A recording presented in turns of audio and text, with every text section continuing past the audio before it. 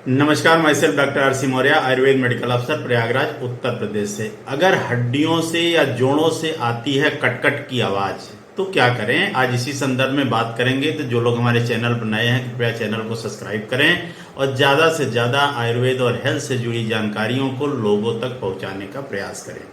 तो आइए हम बात करते हैं। सामान्यतया देखने को मिलता है कि जॉइंट से या जोड़ों से एक उम्र के बाद खटखट की आवाज़ होने लगती है, घुटने से, कमर से, या हाथों से या कंधे से।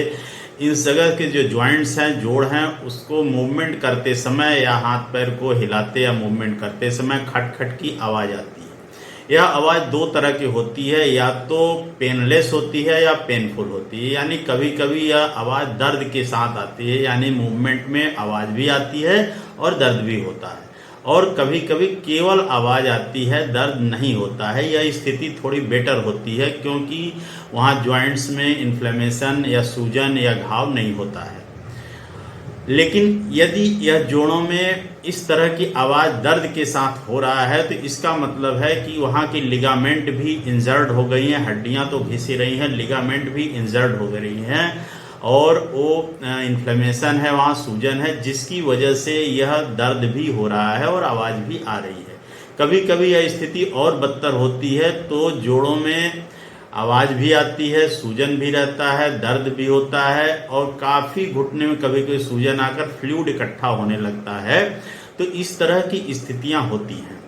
तो कुछ सामान्य बातें जिनकी मैं यहाँ चर्चा करने वाला हूँ कि कुछ ऐसी व्यवस्थाएं, ऐसे सप्लीमेंट जिसको हम सामान्य तरीके से सेवन करके इस तरह होने वाली समस्याओं से निजात पा सकते हैं। एक उम्र बढ़ने के बाद यह समस्याएं आम जनमानस में देखने को ज़्यादा मिलती हैं। जैसे जैसे हमारी उम्र बढ़ती है, ऑस्टियोपोरोसिस या हड्डियों के कमज़ोर होने या गलने की संभावना बढ़ जाती है। महिलाओं में मेनोपॉज की स्थिति में यह स्थिति और बदतर होने लगती है। उनमें ऑस्टियोपोरोसिस तेज होती है, हड्डियों के गलने की टेंडेंसी ज़्यादा तेज होती है और यह खटखट की आवाज़ या डिफॉर्मिटी या पेनफुल मूवमेंट बहुत ही ज़्यादा देखने को मिलती है। तो ऐसी स्थिति में हम किन चीज़ों का सेवन करें और किन चीज़ों से हमें इस तरह के minerals, calcium, phosphorus, vitamins, vitamin D, ये सब चीज़ें मिल सकती हैं, हम उनकी बात करेंगे कि वो कौन कौन सी चीज़ें हैं जिनका हमें सेवन करना चाहिए। तो इस कड़ी में सबसे पहली बात होती है दूध की। दूध यानी मिल्क।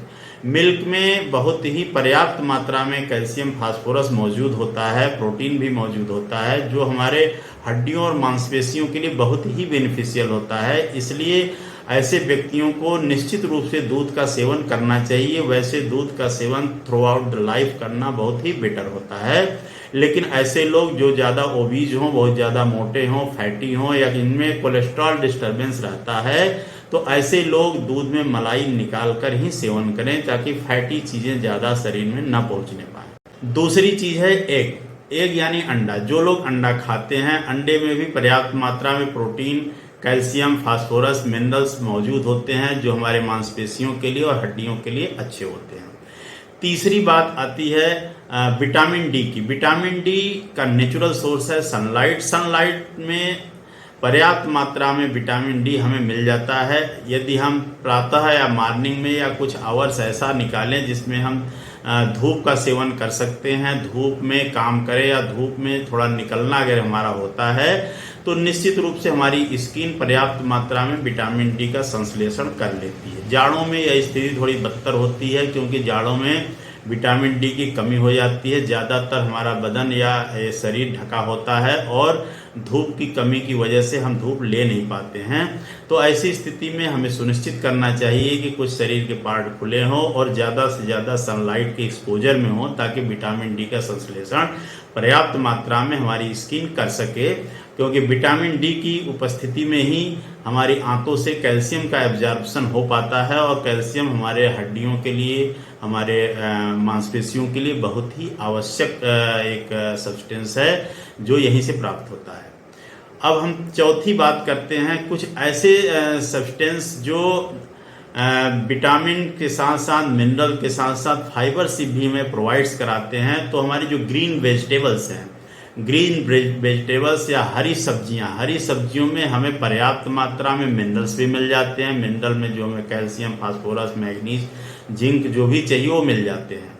दूसरी बात, विटामिन्स, पर्याप्त मात्रा में इसमें विटामिन्स भी होते हैं जो हमें मिल जाते हैं। तीसरी बात, हमारे हेल्थ के लिए, हमारे बावल के लिए, हमारे आंतों के लिए, मूवमेंट के लिए और उनकी क्रियाविधि के लिए जो सबसे जरूरी चीज होता है फाइबर्स पर्याप्त मात्रा में ग्रीन वेजिटेबल्स में होते हैं, फ्रूट्स में होते हैं। तो इस तरह ग्रीन वेजिटेबल और फ्रूट्स का सेवन करना हमारे लिए बहुत ही लाभदायक होता है, बहुत ही प्रभावपूर्ण होता है और लगभग सारी चीजों की आपूर्ति करा देता है। अब हम बात करते हैं कुछ ऐसे आयुर्वेदिक जड़ी बूटियां जो हमें पर्याप्त मात्रा में कैल्शियम्स, मिनरल्स और फाइबर्स और इस तरह की चीज़ें प्रोवाइड करती हैं जो हमारे हड्डियों के लिए जो कट की आवाज़ हो रही है, जो डिफिशियंसी हो रही है या ऑस्टियोपोरोसिस हो रही है, उसको रोकने में सहायक होती हैं। तो इसमें सहजन सबसे बढ़िया होता है। सहजन सभी लोग जानते हैं। सहजन का किसी न किसी रूप में निश्चित रूप से सेवन करना चाहिए। इसकी पत्तियों का, इसकी सब पत्तियों की सब्जियां बनाकर, काढ़े बनाकर, इसकी छाल का काढ़ा बनाकर, सीजन में जो फल मिलते हैं फल का, इस तरह किसी भी पार्ट का निश्चित रूप से सेवन करना सुनिश्चित करना चाहिए, क्योंकि इसमें पर्याप्त मात्रा में मिनरल्स, विटामिन, फाइबर, एंटीऑक्सीडेंट्स मौजूद होते हैं जो हमें इस तरह की समस्याओं से निजात दिलाते हैं।